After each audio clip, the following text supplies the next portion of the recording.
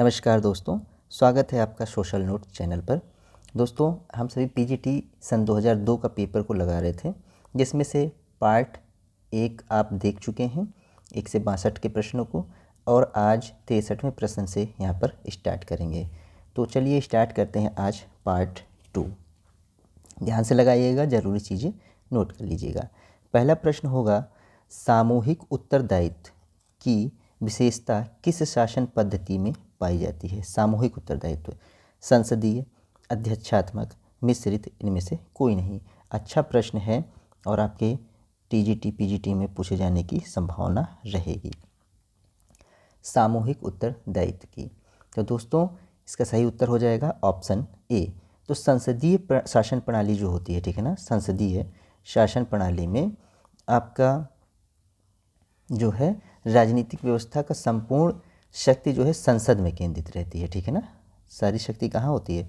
संसद में रहती है। और यहाँ पर जो है सामूहिक उत्तरदायित्व का भी प्रावधान होता है, ठीक है ना, जिसमें कार्यपालिका व्यवस्थापिका के प्रति क्या होती है? निरंतर उत्तरदायित्व रहती है। कार्यपालिका विधायिका या व्यवस्थापिका के प्रति उत्तरदायी होती है, ठीक है ना। इसको देखिएगा, अच्छा प्रश्न है। नेक्स्ट क्वेश्चन देखा जाएगा,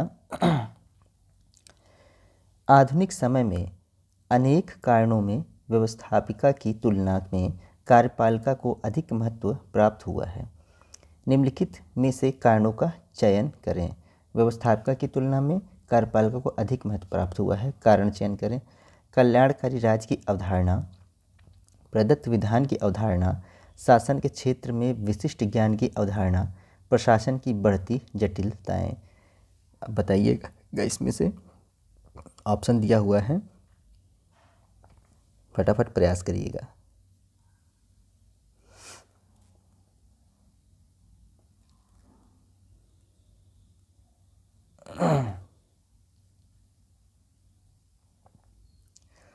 तो दोस्तों बिल्कुल सही देखिएगा, इसमें प्रदत्त विधान की अवधारणा का विद्यमान होना, ठीक है, एक कारण तो ये हो गया। दूसरा है कारण आपका शासन के क्षेत्र में विशिष्ट ज्ञान की अवधारणा का होना। फिर है प्रशासन की बढ़ती जटिलताओं का होना, यानी ख ग घ देखिएगा, इसमें से ख ग घ, ये सारी चीज़ों के आधार पर जो है क्या हुआ है कि व्यवस्थापिका की तुलना में कार्यपालिका को अधिक महत्व प्राप्त हुआ है, ठीक है। व्यवस्थापिका का मतलब क्या है? जो विधायी को बनाते, मतलब जो विधान को या विधि को बनाते हैं। कार्यपालिका का क्या है कि कार्यपालिका उन विधि को जो है लागू करवाने का कार्य करती है, ठीक है। तो यहाँ पर अपना ख ग घ सारी चीज़ें सही होंगी, ठीक। तो इस प्रकार से ऑप्शन यहाँ पर सी ठीक हो जाएगा। अगला देखा जाएगा, निम्न में से संविधान द्वारा क्या सुनिश्चित किया जाता है? कार्यपालिका की शक्ति, शासक एवं शासित के बीच संबंध, सरकार की विभिन्न संस्थाओं के बीच संबंध, उनकी संरचना या उपयुक्त सभी। उत्तर देने का प्रयास करिएगा फटाफट सभी लोग। बोला है कि संविधान के द्वारा क्या सुनिश्चित किया जाता है? तो कार्यपालिका की शक्तियाँ, बिल्कुल सही है। शासक एवं शासक के बीच संबंध को भी सुनिश्चित करना संविधान का कार्य है। सरकार की विभिन्न संस्थाओं के बीच संबंध, उनकी संरचना का कार्य भी संविधान का ही है। तो यानी कि उपयुक्त सभी हो जाएगा, यहाँ पर ऑप्शन डी ठीक होगा, ठीक है। अगला देखा जाएगा, 66वां प्रश्न है, भारतीय संविधान में केंद्र राज्य प्रशासनिक संबंध निम्नलिखित में से किस अनुच्छेद में वर्णित है? 256 से 263, 245 से 255, 264 से 291, 294 से 300। फटाफट उत्तर देने का प्रयास करिएगा। तो दोस्तों केंद्र राज्य का प्रशासनिक संबंध जो है आपका 11वें भाग में दिया हुआ है, ठीक है ना। कौन से? 11वां भाग 11, और ये है 256 से 263 तक के अनुच्छेद में, यानी कि ऑप्शन यहाँ पर ए ठीक हो जाएगा। केंद्र राज्य क्या संबंध, केंद्र राज्यों के बीच क्या संबंध को दिया गया है, ठीक। अगला देखेंगे, अमेरिकी संविधान में बिल ऑफ राइट्स किस संशोधन द्वारा जोड़ा गया? 13वें संशोधन द्वारा, 14वें संशोधन द्वारा, 15वें संशोधन द्वारा, प्रथम 10 संशोधनों द्वारा। तो इसको कई बार कर चुके हैं आप लोग, तो ऑप्शन यहाँ पर डी ठीक हो जाएगा, प्रथम 10 संशोधनों के द्वारा। ठीक है, अगला देखा जाएगा। चीन ने स्वीकार किया है बहुदलीय पद्धति, द्विदलीय पद्धति, एक दलीय पद्धति, दल रहित पद्धति। ठीक है, चलिए तो दोस्तों यहाँ पर सभी का उत्तर सी आ रहा होगा, एक दलीय पद्धति को स्वीकार करता है चीन। ठीक है ना। अगला देखा जाएगा, उपलब्ध समय के अनुसार काम का विस्तार होता जाता है। ये अच्छा प्रश्न है, आपके टीजी टीम पूछ सकता है। यह कथन किसका है कि उपलब्ध समय के अनुसार कार्य का विस्तार होता जाता है या काम का विस्तार होता जाता है? Peter Drucker, Northcote Parkinson, Frederick Taylor या एल्टिन मियो? फटाफट उत्तर देने का प्रयास करिएगा। चलिए तो दोस्तों ये उत्तर है नॉर्थकोट पार्किंसंस, यानी कि आंसर बी सही होगा। ठीक है ना, आंसर बी राइट होगा। अगला देखा जाएगा, निम्न में से किस देश में नौकरशाही की शुरुआत लूट प्रथा के रूप में हुई है? Britain, America, Bharat, France? तो दोस्तों नौकरशाही की शुरुआत लूट प्रथा के रूप में आपका अमेरिका से होती है। ठीक है ना, यहाँ पर यूएस से, अमेरिका से, यानी कि उत्तर यहाँ पर बी ठीक हो जाएगा। अगला देखा जाएगा, 71वां प्रश्न है, नौकरशाही की नियुक्ति का आधार है या नौकरशाह की नियुक्ति का आधार है? अस्थायी आधार, स्थायी आधार, विशेष कार्य की समाप्ति तक तदर्थ आधार, दिन के दिन वेतन पर दैनिक वेतन? तो नौकरशाही की नियुक्ति का आधार क्या होता है दोस्तों? वो स्थायी होता है। ठीक है, ऑप्शन यहाँ पर बी राइट होगा। ठीक, स्थायी होता है। ये सभी प्रश्न आप लोग कर चुके हैं, फटाफट आंसर देने का प्रयास करिएगा। कह रहा है अगला प्रश्न कि पोस्ट कार्ब की अवधारणा दी गई है लूथर गुलिक के द्वारा, एल डी वाइट के द्वारा, विलोबी के द्वारा या गिलक्राइस्ट के द्वारा? तो दोस्तों ये प्रशासनिक प्रक्रियाओं से संबंधित है पोस्ट कार्ब की संकल्पना। ठीक है ना, तो यहाँ पर लूथर गुलिक के द्वारा पोस्ट कार्ब की संकल्पना को दी गई है, यानी कि आंसर ए यहाँ पर राइट हो जाएगा। अगला देखिएगा, भारत में एपिलबी समिति की स्थापना हुई थी निम्नलिखित में सुधार करने के लिए? कैबिनेट प्रणाली, केंद्र राज्य संबंध, आंग्ल भारतीय हेतु विशेष प्रावधान, भारतीय प्रशासन के हेतु? तो दोस्तों भारत में प्रशासनिक सुधार के लिए, ठीक है ना, यानी कि भारतीय प्रशासन में सुधार के लिए एपिलबी समिति की स्थापना हुई थी। ठीक है, 1952 में। ठीक, पॉल एपिलबी समिति, पॉल एच एपिलबी समिति की स्थापना हुई थी। ठीक है ना, यहाँ पर आंसर डी राइट होगा। अगला देखिए, भारत जैसे विकासशील समाज में लोक प्रशासन की प्रत्यक्ष भूमिका निम्नलिखित में से कौन सी है? राजस्व जुटाना, विधि और व्यवस्था, सामाजिक आर्थिक पुनर्निर्माण, सहभागितापूर्ण प्रबंध? विकासशील समाज में लोक प्रशासन की प्रत्यक्ष भूमिका को पूछ रहा है, प्रत्यक्ष भूमिका को। ठीक है ना, प्रत्यक्ष भूमिका को पूछ रहा है। तो दोस्तों प्रत्यक्ष भूमिका में क्या आ जाएगा? विधि और व्यवस्था, लॉ एंड ऑर्डर को क्या करना? मजबूत करना या सुचारू रूप से मेंटेन करना, लॉ एंड ऑर्डर मेंटेनिंग का कार्य। अगला देखिएगा, संयुक्त राष्ट्र संघ का प्रथम सेक्रेटरी जनरल कौन था? डॉग हैमरशोल्ड, कॉफी अन्नान, ह्यू थांट या ट्रिग वेली? तो दोस्तों संयुक्त राष्ट्र संघ का प्रथम सेक्रेटरी जनरल कौन थे? ट्रिग वेली।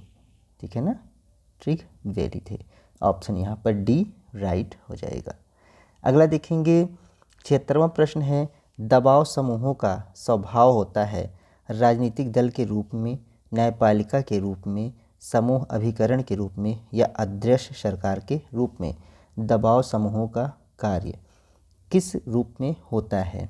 बिल्कुल सही है, सभी लोग इसको जानते हैं, बहुत अच्छा प्रश्न है, ये इंपॉर्टेंट है, टीजीटी में सीधे पूछ सकता है इसे।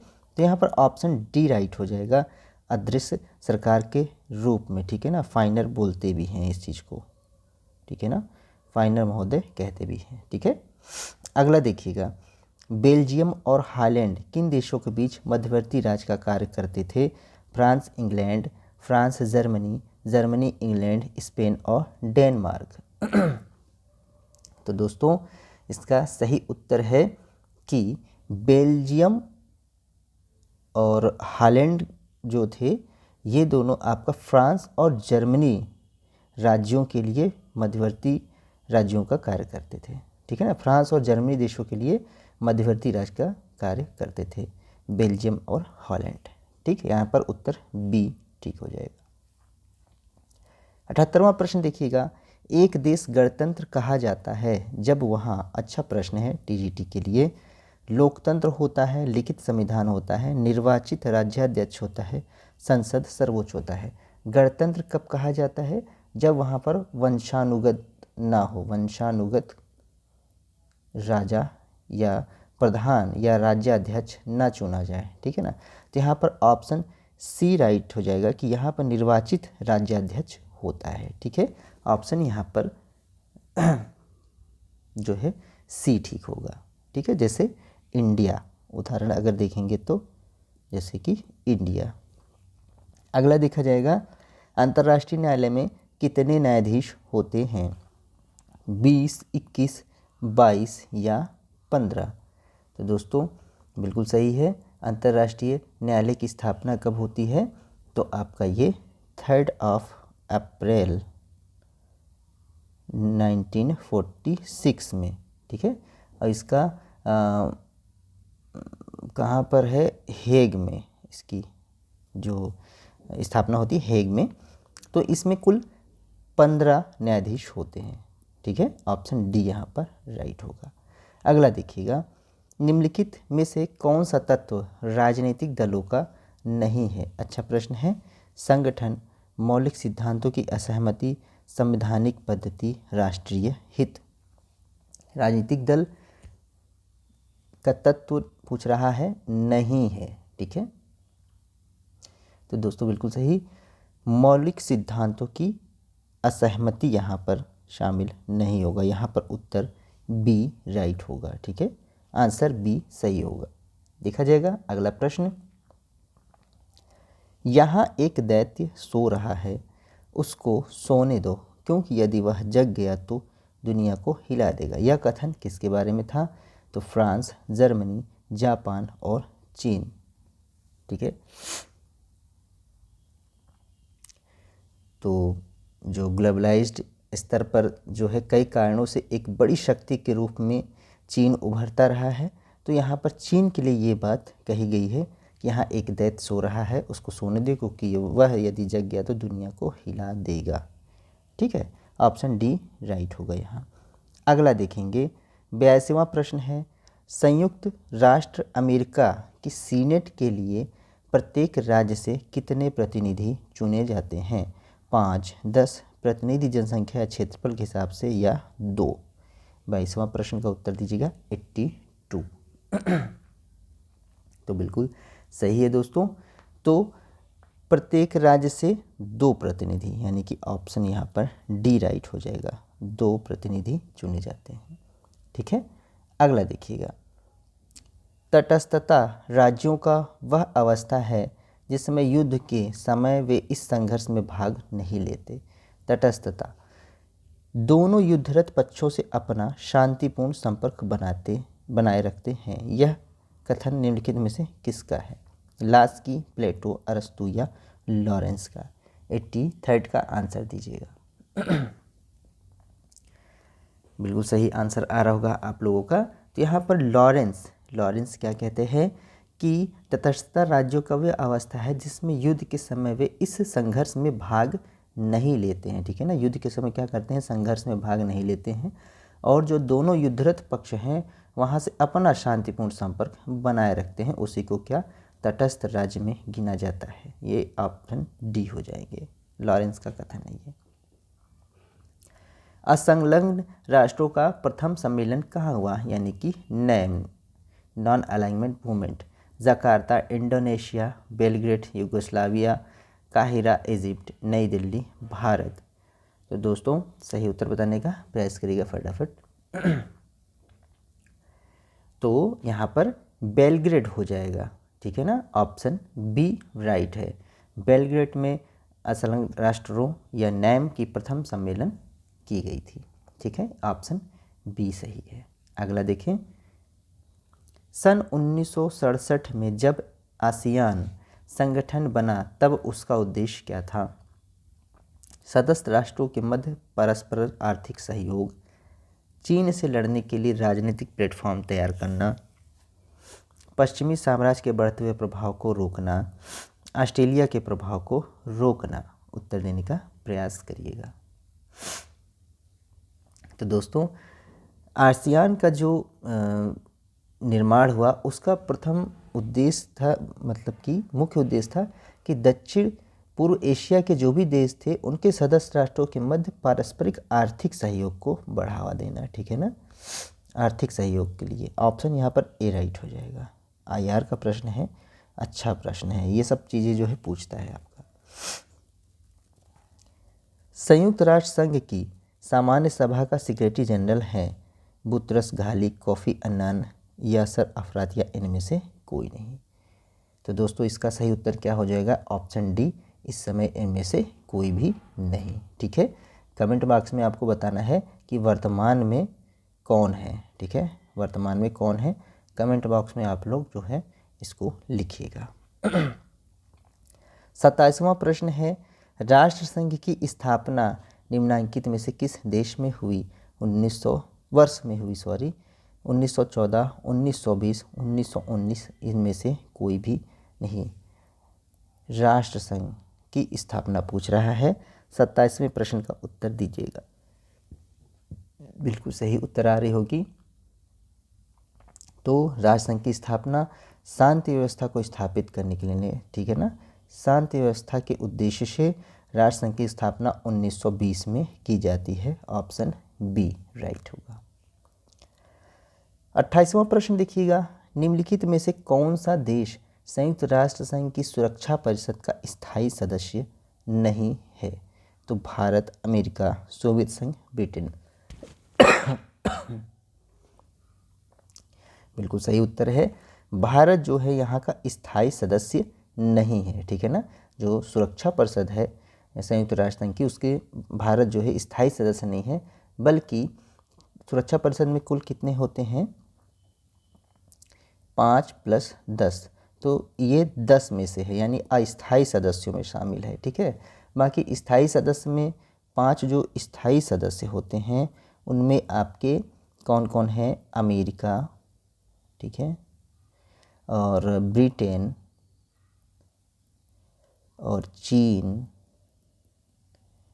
और फ्रांस, और सोवियत संघ, ठीक। तो इतने देश जो है, 5 देश आपके स्थायी सदस्य हैं, बाकी भारत अस्थायी सदस्यों में गिना जाता है। अगला देखेंगे, भारतीय विदेश नीति का आधार है, ठीक है, अच्छा प्रश्न है, टीजीटी में पूछ सकता है। शक्ति संतुलन पर, असंलग्नता पर, सैन्य संलग्नता पर, आवश्यकता आधारित उपागम पर। फटाफट उत्तर देने का प्रयास करेंगे। तो बिल्कुल सही उत्तर आ रहा होगा आंसर बी, असंलग्नता पर जो है भारतीय विदेश नीति आधारित होती है। उत्तर बी यहाँ पर सभी का राइट होगा। अगला देखेंगे, ओ और एम, ONM संबंधित है संगठन और पद्धति, ओम संगठन और प्रबंध, संगठन और कार्यालय से, ठीक है। ये पवेट का क्वेश्चन है, आपका इम्पोर्टेंट क्वेश्चन है। तो यहाँ पर ऑप्शन क्या हो जाएगा,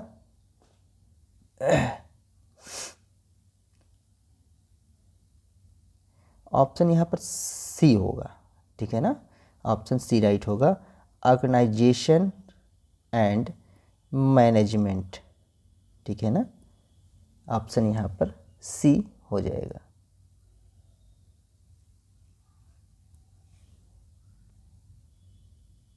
ठीक, ऑप्शन सी राइट होगा। अगला देखिएगा, एक बार देखिएगा इसमें पद्धति तो नहीं शामिल है। ओके, प्रबंध और पद्धति, एक बार इसको चेक करिएगा 90 का आंसर। ठीक है, थोड़ा सा कंफ्यूज हो गए।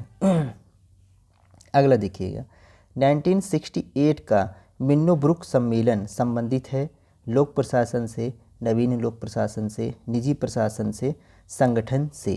91 का आंसर देंगे सभी। बिल्कुल सही उत्तर आ रहा होगा सभी का। तो 1968 का जो मिन्नोब्रुक सम्मेलन था वो आपका नव लोक प्रशासन या नवीन लोक प्रशासन से संबंधित था, है सॉरी, ठीक है ना। ऑप्शन बी यहाँ पर राइट हो जाएगा। 92वां प्रश्न है, किसने कहा अस्पृश्यता हिंदू समाज पर एक कलंक है? नेहरू, सरदार पटेल, अंबेडकर, मोहनदास करमचंद गांधी। फटाफट उत्तर देने का प्रयास करिएगा। तो दोस्तों बिल्कुल सही उत्तर आ रहा होगा आप सभी का। तो यहाँ पर ऑप्शन डी मोहनदास करमचंद गांधी या गांधी जी जो है, इस कथन को कहते हैं कि अस्पृश्यता हिंदू समाज पर एक कलंक है। अगला देखिएगा, नेहरू समर्थक थे पूंजीवाद के, साम्यवाद के, गणतांत्रिक समाजवाद के या अराजकतावाद के? तो दोस्तों नेहरू जी जो थे ना, आर्थिक नीति के मामले में जानते हैं, आर्थिक नीति के मामले में ये मिश्रित अर्थव्यवस्था को समर्थन करते थे, मिश्रित अर्थव्यवस्था का, ठीक है ना, मिश्रित अर्थव्यवस्था का समर्थन करते थे। तो ये गणतांत्रिक समाजवाद के समर्थक थे। ऑप्शन यहाँ पर सी राइट होगा। ठीक है, ऑप्शन यहाँ पर सी राइट होगा। अगला देखा जाए, ग्लिम्पसेज ऑफ वर्ल्ड हिस्ट्री पुस्तक किसने लिखी है? डॉक्टर राम मनोहर लोहिया, डॉक्टर राजेंद्र प्रसाद, पंडित जवाहरलाल नेहरू या जयप्रकाश नारायण? बिल्कुल सही उत्तर है। तो यहाँ पर ऑप्शन सी राइट हो जाएगा, पंडित जवाहरलाल नेहरू के द्वारा ग्लिम्पसेज ऑफ वर्ल्ड हिस्ट्री को लिखा गया है। ठीक है, अगला देखिएगा, संपूर्ण क्रांति का नारा किसने दिया? हमेशा पूछा जाता है, टीजीटी के लिए प्रश्न अच्छा है। डॉक्टर लोहिया, पंडित नेहरू, जयप्रकाश नारायण, अंबेडकर? चलिए बिल्कुल सही आ रहा होगा, जेपी नारायण या जयप्रकाश नारायण के द्वारा संपूर्ण क्रांति को जो है नारा दिया गया था। अगला देखिएगा, 96वां प्रश्न है, किस देश के न्यायपालिका स्वतंत्र नहीं है? इंग्लैंड, भारत, रूस या अमेरिका? किस देश की न्यायपालिका स्वतंत्र नहीं है पूछ रहा है। तो दोस्तों अमेरिका की है, भारत की है, इंग्लैंड की है, या लेकिन यहाँ पर रूस, ठीक है ना, यहाँ पर साम्यवादी दल का जो है प्रभाव है, किसका? साम्यवाद। तो यहाँ पर ऑप्शन सी राइट होगा। अगला प्रश्न है 97, सत्ता के 3 सर्वांगपूर्ण प्रकार की अवधारणा का प्रतिपादन किसने किया है? सत्ता के 3 सर्वांगपूर्ण प्रकार की अवधारणा का प्रतिपादन, प्लेटो, हीगल, मैक्स वेबर या कार्ल पॉपर? फटाफट उत्तर दीजिएगा। बिल्कुल सही है, मैक्स वेबर। तो मैक्स वेबर के द्वारा जो है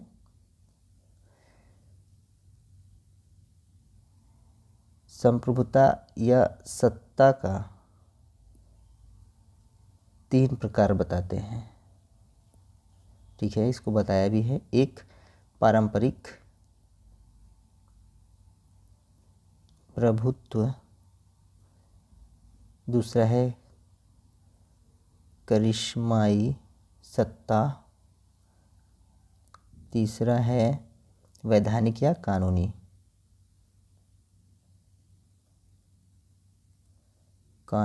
सत्ता। ठीक, ये 3 प्रकार बताए हैं किसने? मैक्स वेबर ने। नोट डाउन करिएगा। अगला प्रश्न है, अमेरिका में व्हाइट हाउस संबंधित है सर्वोच्च न्यायालय से, व्यवस्थापिका से, राष्ट्रपति से या इनमें से कोई नहीं? चलिए, बिल्कुल सही। तो अमेरिकन व्हाइट हाउस का संबंध राष्ट्रपति से है, यहाँ पर आंसर सी राइट होगा। अगला देखिएगा 99वां क्वेश्चन है, ब्रिटिश द्वारा भारत पर विजय प्राप्त करने के उद्देश्य से उनमें से कौन सा प्रयास प्रारंभिक था? भारत से अधिकाधिक आर्थिक दोहन का लाभ प्राप्त करना, दक्षिण पूर्व एशिया में एक प्रमुख शक्ति के रूप में अपने को स्थापित करना, यूरोप में शत्रुओं के विरुद्ध भारत की मानवीय शक्ति का उपयोग करना, भारत में अपने धर्म, संस्कृति और भाषा का प्रचार प्रसार करना। है तो सभी, लेकिन जो प्रमुख प्रयास था जो आए थे, तो उस समय जो है भारत में अधिकाधिक आर्थिक दोहन का लाभ प्राप्त करना था। ठीक है ना, आर्थिक दोहन के उद्देश्य से वो लोग आए थे, तो यहाँ पर आंसर ए राइट होगा। ठीक, अगला देखेंगे, किसने कहा था हस्तचलित मशीन से निर्मित वस्तुओं में सामंतवादी समाज और वाष्प चलित मशीनों से निर्मित वस्तुओं में पूंजीवाद समाज निर्मित होता है? जॉर्ज डब्ल्यू बर्टन, मार्क्स, प्लेटो या लेनिन? फटाफट उत्तर देने का प्रयास करेंगे। बिल्कुल सही है, यहाँ पर कार्ल मार्क्स हो जाएंगे। कार्ल मार्क्स का कहते हैं कि हस्तचलित मशीन से निर्मित वस्तुओं में सामंतवादी समाज और वाष्प चलित मशीन से निर्मित वस्तुओं में पूंजीवादी समाज का निर्माण होता है। ऑप्शन बी राइट है।